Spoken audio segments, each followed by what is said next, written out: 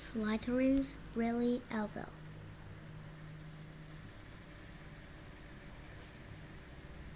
What comes to mind? Snakes, secrets, and Severus Snape.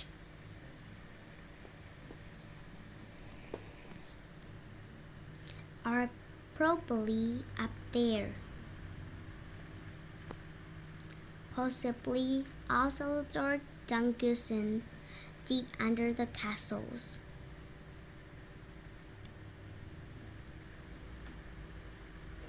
Where the dormitories are located. We'll sit down. Of all the houses at Hogwarts.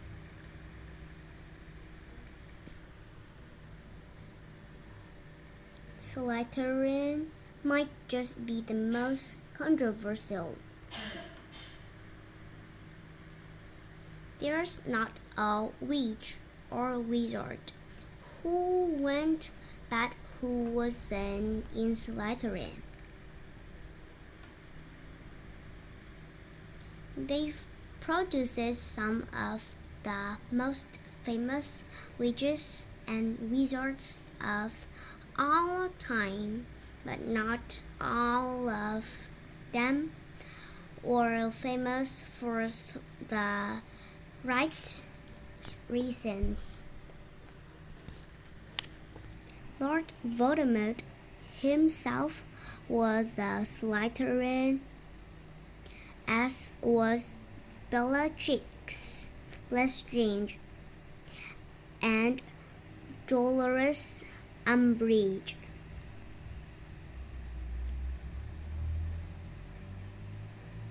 With alumni like that, you'd be forgiven for thinking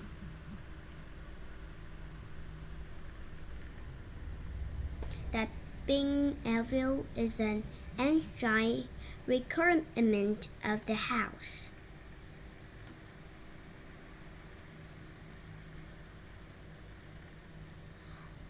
One of the most famous wizards of all time, Merlin, was a Slytherin, and there are plenty more who successfully did not embrace the dark arts.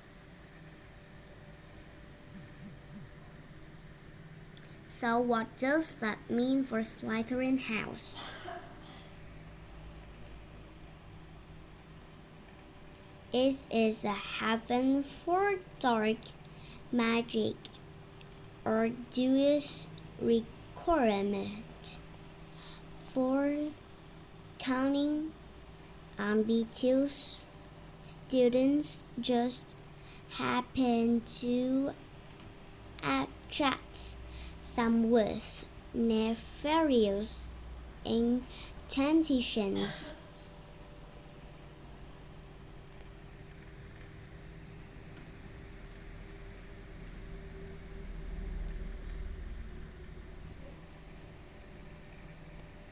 Let's find out in this installment of Discover Harry Potter. Discover Harry Potter, are all Slytherins really evil?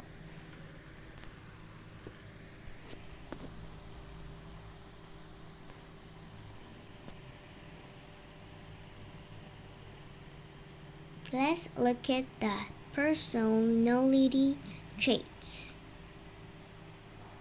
that might get you sorted into Slytherin. Some see them as undesirable attributes.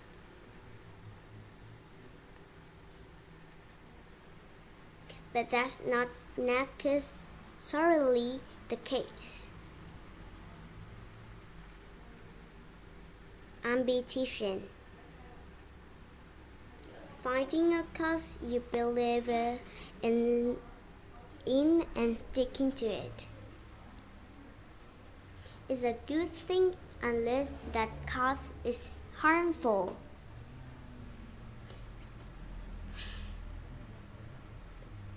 Every great wizard in his story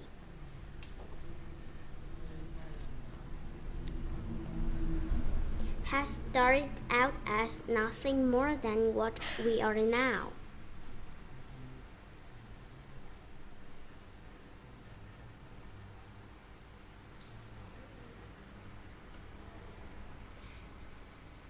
There are lots of people who commit their lives to raising money for charities or fighting for equality, and their unwavering ambition might just mean they would be sorted into Slytherin.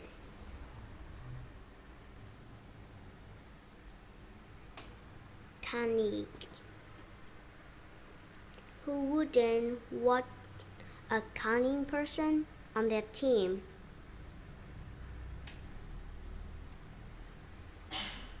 These people managed to identify the best road to success.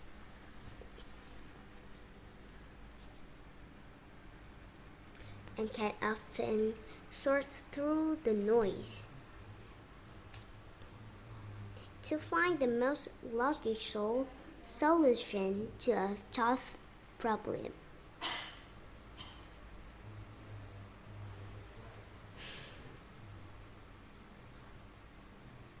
I never stay anywhere more than a week.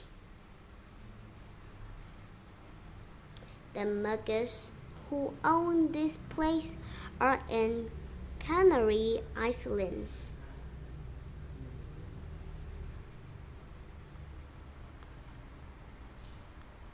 A courageous Gryffindor may be ruled by their heart.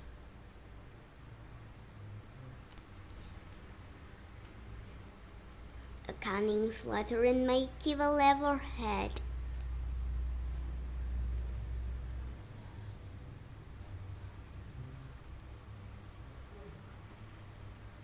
Prideful. To be prideful means believing in yourself.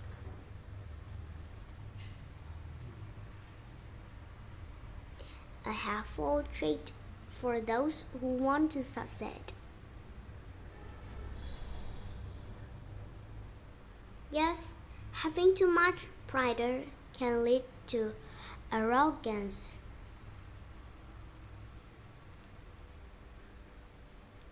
And might not earn you many friends.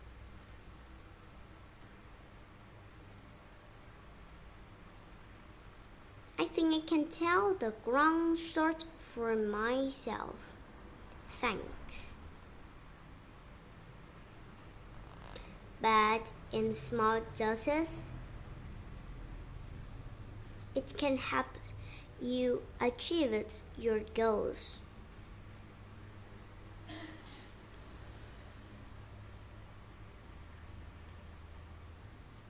Now that we know all about the treats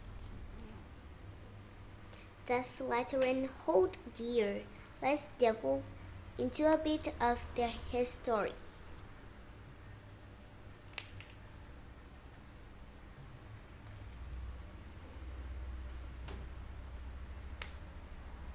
How long have they been perceived as evil? This house was founded by Salazar Slytherin.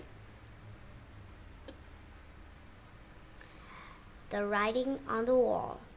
A rift began to grow between Slytherin and the other. Slytherin wished to be more selective about the students admitted to Hogwarts. He believed that magical learning should be kept within all magic families. He disliked talking students of Muggle parentage, believing them to be untrustworthy. After a while, there was a serious argument on the subject between Slytherin and Gryffindor.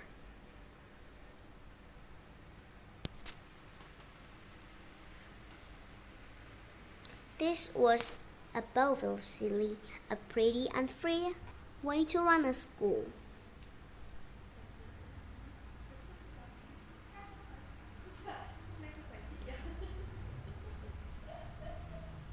The founders reached a compromise by allowing him to have his own house that would only accept students he deemed worthy enough to study at Hogwarts.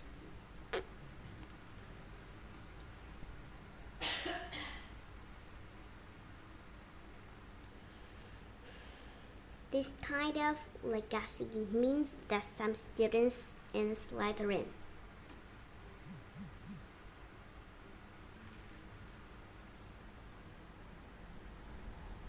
see themselves as superior to the other houses.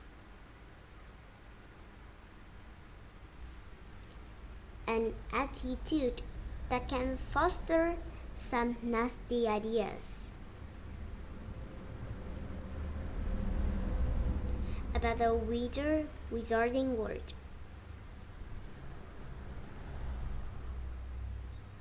You filthy little mudblood.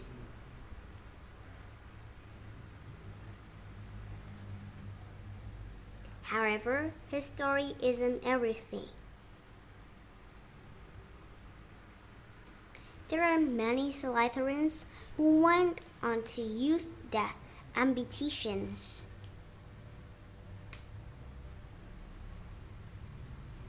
in all sorts of all ways.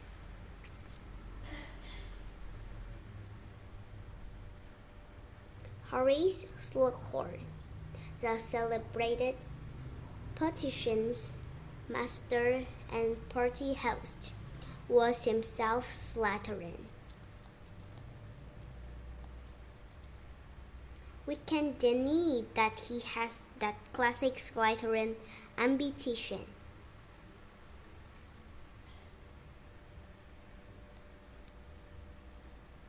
But he uses it to surround himself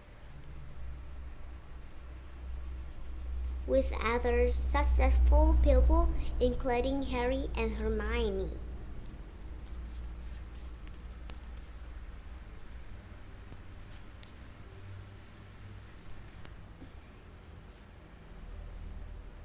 Slughorn fought to defend Hogwarts during the Second Wizarding War, showing extreme courage and bravery.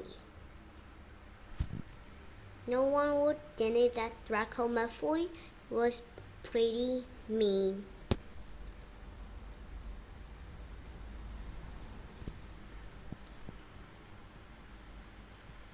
If not an outright bully, but was he evil?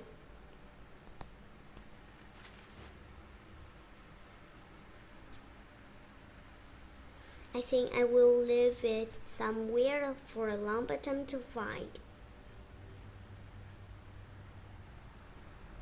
There was definitely more to Draco than meets the eye. We could even say that the influence of his father, Lucius Malfoy, the high-ranking Death Eater,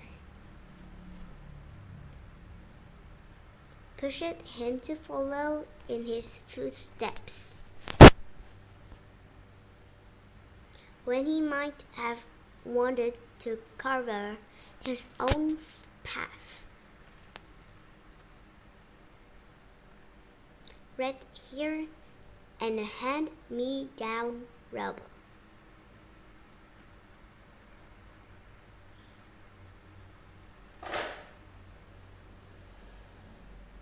You must be a Weasley. Right here, second-hand book. Well,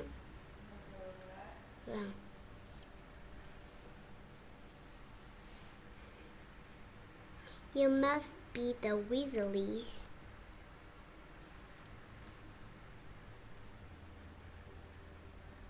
But like every character, Draco ultimately needed to make choices between right and easy.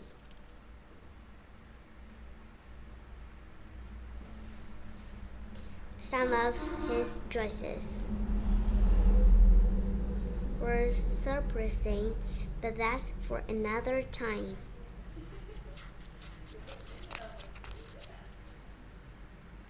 Severus Snape, and finally, the intimidating potion professors might seem like one of the scariest and meanest of Slytherins.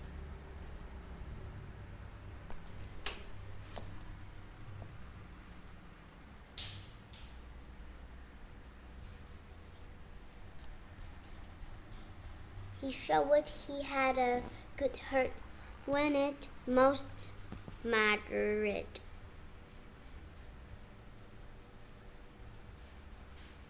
So, as you can see, just because your inner house that has certain traits, these traits can be defined in so many ways. Plenty of people from other houses subverted the expected personality traits throughout the Harry Potter series. Really? For example, you think that all Gryffindor are brave, but Peter Pettigrew, a Gryffindor and one of Harry's best friends, was less than courageous.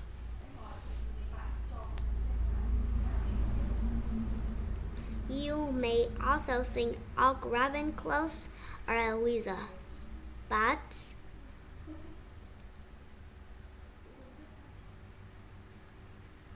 Gilderoy Lockhart thought a Ravenclaw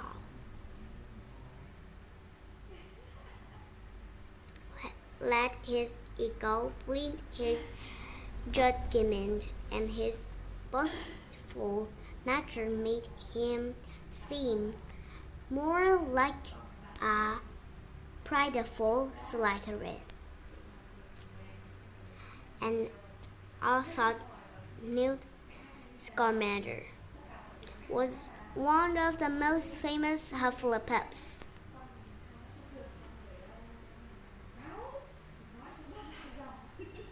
His adventures around the world could easily fit the traits of Gryffindor House.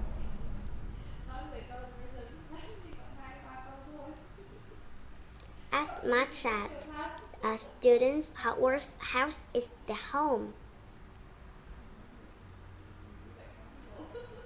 and the Sorting Hat knows what it's doing.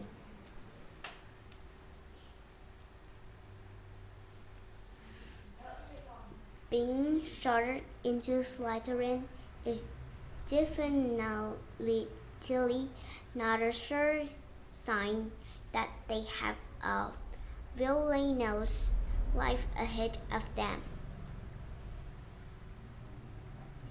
Sorting Hat, Slytherin.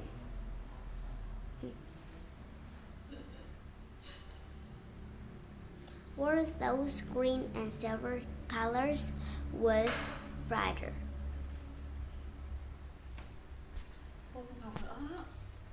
And subscribe to the Wizarding World YouTube channel.